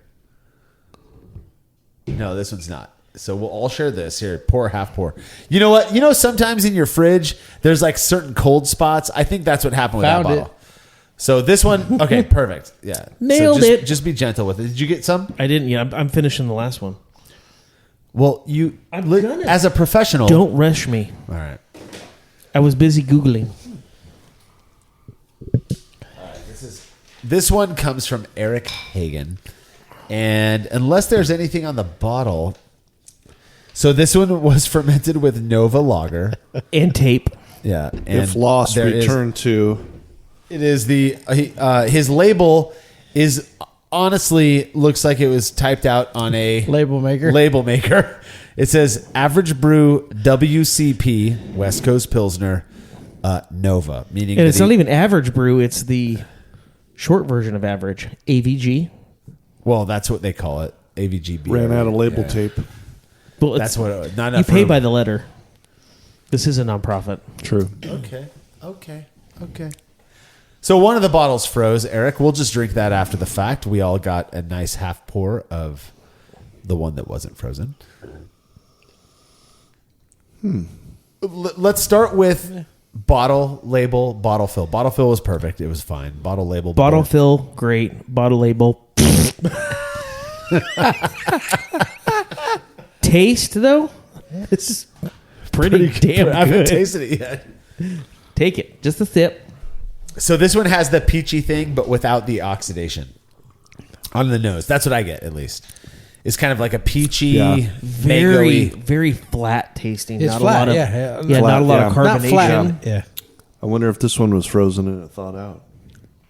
That wouldn't 'Cause it's- matter because no? CO2 is CO2. It's staying there. I get carbonation in mine. But if you take CO2 and you freeze it and you thaw it out, it becomes CO3. Don't double check that, but that's what I heard. That's That's what I heard. 90210 Peach Pit. Accurate. it's very peachy, huh? That's interesting. I wonder if that's a Nova Lager yeast thing. Is like the This is friggin' good. yeah. It's good. I like it's- it. I like it too. It's actually good. yeah. Yeah. it's- I'm joking. It's good. It again You know, comes on butterscotch pretty a little strong bit? and then goes right away. There's a weird. It's like peach Butterscotch a little bit. butterscotch. Yeah. What? Have you ever had a beer before? No, here's what I will say to Tim's credit. Butterscotch is a common descriptor for diacetyl, diacetyl, whatever you want to call it, which is an off flavor. But it is I thought I was sensitive to it. Most beer drinkers think they're sensitive to diacetyl, but unless they've done actual flavor standard testing where they've tested their sensitivity to it, Like myself. you really don't. yeah. Tim's actually the Tim's farthest, allergic. Yeah, the farthest thing from that is you, Tim. And to be Tim honest. has a very sensitive But diacetyl. one thing that I've realized is that sensitivity to certain off flavors is a very real thing. We did in fact, you were a part of it. I don't think you remember this, Tim. Many years ago, we did an off flavor. That when stuff melts, it'll do that. Just set it in the whole bucket. But diacetyl, I had an off flavor standard kit that I tested a group of people with. You were a part of it, Tim, many years ago, and I think everybody but me, and I knew what the variable was. Everybody but me was able to pick out the diacetyl one, and I was not, which meant that I'm not very sensitive to it. At least is not as sensitive as I thought I was. Is that I'm still tasting it. So I don't see. Is I that don't, like MSG? Like some people think they're super sensitive to MSG. that's just a mind thing because the media, right? Yeah. yeah. That's what I'm thinking. That's what I'm thinking. If you still taste it, that's really interesting. I get no butter, no butterscotch. It's very clean. It's very peachy to me. I don't get it either. But it could be that Well, we're just not sensitive. We're to it, not Justin. sensitive. We're not introverts. But like, how you explained, it was kind of like not flat, but what would you call it right at the beginning? Yeah, it almost like the carbonation's just not quite there, but it is there. If that makes sense. You take a sip of it, and there's just not a lot going on. Yeah. There's a lot of flavor going on, but there's not the That bubbles, zesty, the poppy- zesty yeah, pop yeah. type stuff. Yeah. It's a diacetyl. Turns out I am sensitive to The it. fact he remembered how to say it is pretty impressive. Yeah. Honestly. He said, I have a He said photogenic acid. I memory. thought you were calling them names. "Hey, what'd you call me?" I have a photogenic memory. Stop being such a diacetyl, dude. God. So what'd you think of it? Would you order another pint or what? I would consider. I think I would. Yeah. Yeah, it kind of grew on me after the second or third. Here's what I'm finding interesting is with this West Coast Pilsner thing, I think it's going to be one of those beer types that has a wide range of meanings. That you're going to have, like when people go, oh, I don't like IPAs. We've talked about this before. Oh, I'm not a big IPA fan. Well, you're just associating IPAs with flavor and hoppiness and bitterness, and there's such a broad category and range of these things that I think West Coast Pilsner is going to be one of those beers where it could be flat or it could be very sharp. Yeah. It could have peachy overtones or it could have some dankness to it from some of the hops that are used. I think a problem with that though, to dig so deep into something that doesn't need to be dug into, is that that's basically what IPA is. Is that anything that's super duper hoppy and in that 6 to 7% ABV range is like just call it IPA. But people so bad. I think that's the argument. I'm not arguing this, by the way, but I think the argument is that why are you so hellbent on coming up with new names for crap when you don't need to? Right. Brew it your own way. Use Pilsner malt instead of pale malt. Use a Pilsner yeast or a lager yeast instead of an ale yeast. Whatever. But if it tastes like an IPA, just call it a freaking IPA. But Yeah, you know what I it all like? comes down to I in like the end? beer. It's beer. It's Exactly. beer. It's beer. Yeah. Which is why I don't care. People can call it whatever they want. Come up with whatever weird names you want. If I like it, I like it. If I don't, I don't. And I promise you this. One thing I hope at least our listeners have come to expect from Brewlosophy in general is we don't pretend to hate things because of a fad. So West Coast IPA, I may not have any idea what the hell it means, but if I like it, I like it. And if I drink a whole bunch and I'm like, man, that's pretty good. I'll be honest, cold IPA, it seems to me like IPL, which was popular 10 years ago. I don't know why they changed the name of it, but I like it. So if I go somewhere, Crow and Wolf or wherever else it might be, and there's a cold IPA on tap, chances are I'm going to order it because I've liked what I've had that's called cold IPA. So for me, it's more of an identification thing. Even if I don't care that there's a newfangled style, like I honestly don't give a shit about that. You know what? Like when we were in Felton last and we went to that brewery. Yeah, that was fun. And you ordered some different beers that I hadn't really heard of, I felt. And it was like, what is that? And you taste it and you're like, wow, that's amazing. I didn't know what that was. Yeah. I don't have a It was trailer. just good. What? I don't have a trailer. Oh. Yeah. Justin wasn't there, so he's wasn't there. acting butthurt over here. And you were golfing, Tim. So, I was. Yeah, he was, golfing. boy. So Craig and I at 10 a.m. were like, let's go drink. And we found a little, and it was good.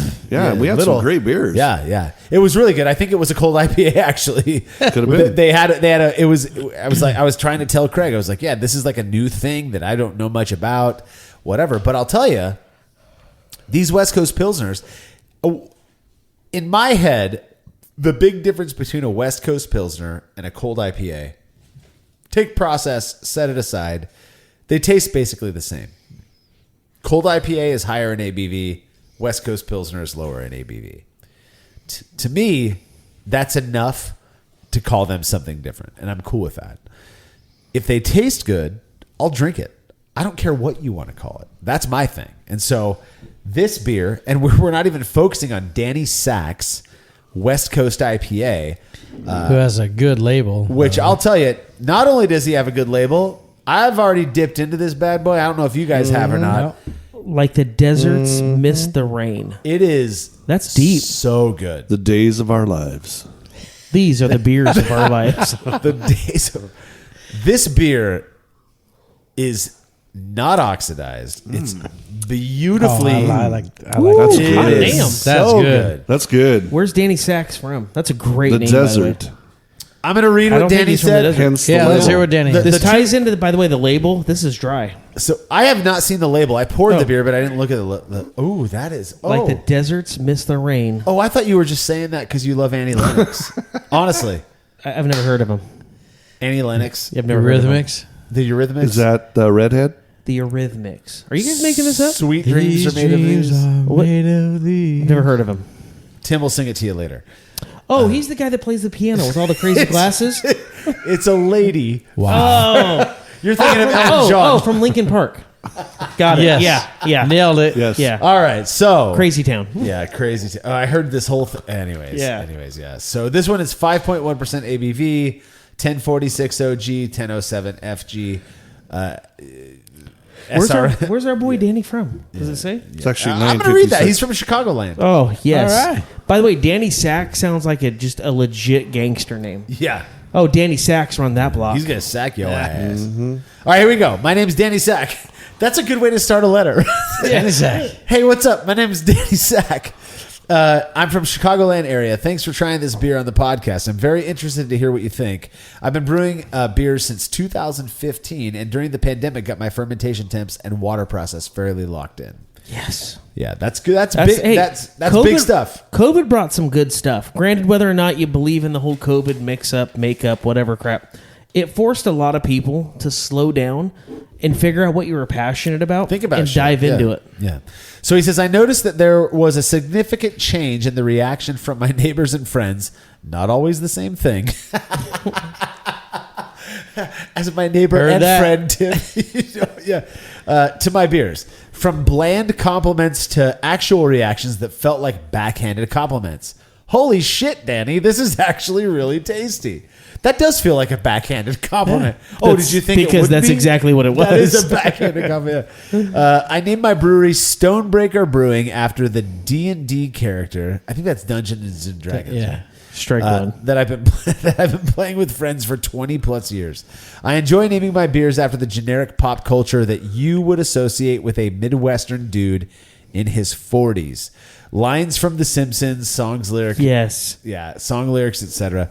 Where the deserts meet the rain is a lyric from one of my favorite songs from the mid 90s by Everything But the Girl. I don't know, dude. I don't know that one. Listen, And you're the band guy. I mean, I grew up in Seattle in the mid 90s as a teenager. Yeah. I grew up in the mid '90s as a child of the mid-90s. I feel it feels very familiar. I was married in the mid 90s. well, it's because you're old, and Tim's old. You guys are old. Hey. Old. No offense, but you guys are old. Yeah, So. it's getting kind of late for you guys too, isn't it? I know. I'm getting pretty tired. Yeah, yeah. No, Or drunk. Yeah, or both. Ow. I've been brewing a lot of lagers recently and was really excited to try the Nova Lager strain as I typically do warm-ish ferments with 3470. That's the most popular lager yeast strain. I followed all of the rules, including the addition of the love at flame out. I don't know what that means, but love at flame out. Okay. I think he mixed up his letters. Yeah, that was a letter to something else. He might have been meeting the desert with the rain there. My take is that the beer is an excellent lawnmower beer and tastes more like a crisp cream ale than a Pilsner. In my quest to avoid a hot bomb, I may have undershot the mark. I'll be interested if that's how it compares to the other beers you sample. I brewed this beer on February 26th and kegged it on March 8th, so it had lots of time to lager in my fridge. I will say, It's friggin' awesome. It's really it is good. really good. It's good. So when he says lawnmower beer, that's like a beer you're drinking when you're out mowing the lawn. exactly. Yeah. It's colloquialism. It's It's an idiom. yeah. No, it's not. Not really. Yeah. So, but the idea is that it's a beer that you can drink while you're mowing your lawn. I don't in think the my summer gardener heat. would drink this. Wow. We'll just leave that alone. Yeah. Well, she's in Vegas right now, so. Drinking something much stronger than this, I'll tell you that. Craig waxes cars, but he will not mow his yard. Go figure. Actually, here's the weird thing. Danny, I agree with you. This does not strike me as a West Coast Pilsner as I've read about it, but I would almost drink this over a West Coast Pilsner because it's so crisp and refreshing. Yeah, it's good. It's got super duper clean fermentation, which is my favorite thing in most beers is crisp, clean, out of the way fermentation. It hangs around for a little bit. It does. In your mouth. What is that the malty? What hangs? I don't know. It's the beer. It's all bready? blended. It's bready. It's bitter, but not too bitter. It's just good. It's good. I like it a lot. Yeah. Yeah. Whatever you're doing, make some more of it. I get just a hint of like apricot. Yeah, like stone fruit of some sort is, but I don't know if that's from the fermentation. Tim just fell asleep. I'm fading. Whoa, look at this. But I get a little hint of like stone fruit, apricot, peach, something like that in this. Yeah, I agree. It's a different style, but it's not obnoxious. It's it's actually really it's actually smooth really in good. a way. Yeah, Danny, reach out to Marshall. He'll give you my address. You can send me a 6-pack. Yeah, I would drink the hell out of this beer. There's been quite a few beers in this go-round that I drink a 6-pack out of. So absolutely. So, am I mistaken in saying that we did not get a single oxidized beer in this last 5? No. Because this is awesome. No. But we got 2 in the first 5, right? Yep. 2 that we think were oxidized at the very least. Yeah. I'd say that's and a everything win. has been diamond this go-round? No. This one, I'm not sure if he included the... Oh, here we go. Let's see. Yeast. He used Nova Lager. So this is Nova, not Diamond. So I think 2 or 3 were Diamond. I'm liking the Novas.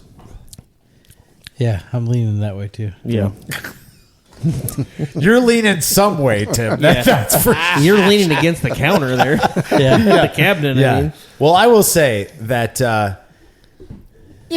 not unexpectedly, but I feel like the Brew Club kind of pulled it through again. These Average Brew reviews have become some of my favorite episodes to record, not only because I get to kick it with some of my best friends, but it's so fun trying these beers made by, you hear, West Coast Pilsner, American Pale Ale, Ordinary Bitter, and you expect to kind of have beers that are all the same. They're all different, but they still fit within the parentheses, of that style. Mm-hmm. And I think that's so cool to be able to taste all of those. So thank you so much to everybody who sent us these beers. I know that it is an anxiety-provoking thing. We hope, I speak for all of us when I say we all appreciate it. None of us are here to bag on you. Not at all. It takes a lot of courage to send it in knowing that we might point some shit out that you may not be terribly happy with. But the thing about shipping beer is that you are not only packaging it, but putting it in a box and sending it hundreds and hundreds of miles. And be tasted by 3 guys that don't know what they're doing. Don't know anything. Which one of us are you leaving out? But like beer. Yeah. Craig. Thank you. Craig, yeah. Yeah, because I know nothing as well. You're right. But seriously, I feel like that takes a lot of courage to do that. And so we really appreciate everybody who sent the beers in. If yours was one of the beers that we commented on, I think there's only 3 of them that we thought might have been oxidized or whatever. I honestly, all 3 of them were still totally drinkable. I drink my full glass of them. I think the issue is the shipping process, and it could potentially be your packaging process. I don't think it has anything to do with your brewing process, and I think that's a bonus, is that, a positive thing is that, your brewing is probably spot on.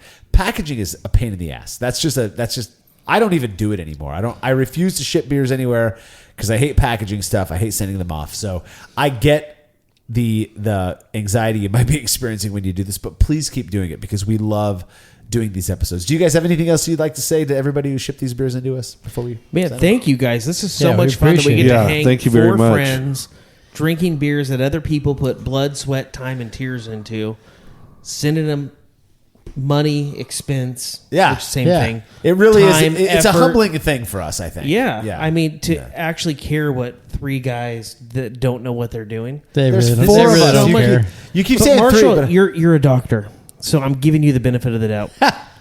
So I mean, this was just such a great time to hang out, and yeah, we might rip on you a little bit, but it's all in good fun. It's Yeah. all in good jest. And some beers are just going to be better than others. Just like And they're all when, better when than me, we can Tim, make. and Craig are walking by the pool, one of us looks better with our shirt off, and it's not Tim. or Thank Craig. you. Thank you. Problem solved. yeah, it's usually Justin who looks Yeah. better. Yeah. By the way, he does look like Patton Oswalt. Yeah, If I lived 200 years ago, I would be looked at as prosperous. you would be This body is built by prosperity. It's very healthy. It's very very white, hairy, and excess calories. yeah. So, if we had to choose, because I like to do this at the end of every one, and this is not a diss on the people that were not picking one, but if there was one that stood out to you, which one was it? Was there one that stood out to you guys, or Pagan, for me, Pagan Brewing was, and the first one I The really first liked. one- the first one one- set the tone. Yeah, It did. That The was first one very set the good. tone. The label was really cool. I would like some meaning behind the label because I'm intrigued. trying Yeah. to figure it out? Yeah, dude, crushing that first one, you're like, damn, this is gonna be a good Oh, night. yeah. This is gonna be a real Yeah. good night. It was good. Yeah. My favorite, if I may, was Will Allwards. Wills. It just had that perfect balance of citrusy hops with this just like not overly malty, but still you kind of got a little toasty malt character. It was so good. Yeah. Yeah, I that's agree. mine. I Yeah. agree. It's What about- nice when every single beer has extreme qualities about them Yeah. that you get to recognize. Unless they're extremely bad, which thankfully None of them were extremely none of them bad. were. They're all- No, were so that extremely makes From a bad. science or an art perspective. No, From a shipping ooh. method, yeah, some of them suck today. I think it was a bottling and shipping issue. Well, and the nice thing was when we did the New Zealand Pilsner, I feel like we refer to this episode so often in these now. But when the New Zealand Pilsner episode, I think it was 8 out of 10 were purple, and they were legit purple. So bad. Oh, It yeah. was so bad. None of these had that. No. We are aiming to be as honest as we possibly can, because it's bullshit not to be, right? I don't want to be that, but at the same time, if something we say, like whoever it was that we just drank, who was like, you inspired Shane, I think. You inspired me to work on my bottling process. Well, good. I'm glad. And we hope that you guys keep sending these beers into us. And thank you so much for sending these ones. Yes, thank you. Thank you. It was They so were very good, yeah. So that is our 5th Average Brew, 5th already. I can't believe it. Average Brew review episode. Again, if you'd like to be a part of this project, head over to thebruclub.com to learn more about getting involved. Big thanks to the 3 of you guys for helping me review these beers, or for taking the helm on reviewing these beers is what I should say. You're the trusted ones, not me. I'm just a plebe, right? But don't forget to subscribe to the Brew Lab, where host Cade Job takes you into the lab with brewing professionals to discuss the important and fascinating work they've done on our favorite beverage. And make sure to stay hip to everything we are up to over at brewlosophy.com. The Brewlosophy podcast is made possible by the generous support of our sponsors, as well as all of our rad listeners. We seriously could not do this without you. Cheers to everyone who has subscribed and left a review of our show. It makes a huge difference. If you haven't yet, please consider doing so. Head over to brewlosophy.com/support to view a list of ways you can easily help us to continue producing this podcast. If you want a reward for your support, visit patreon.com/brewlosophy. Thanks again for listening. We'll be back next week with another episode of the Brewlosophy podcast. Until then, think beer. Start off the morning with some hot tea, lemon and honey, cause it suits my bro. Put some herb in the bowl, yeah, it's homegrown. Ain't gotta go through the middleman.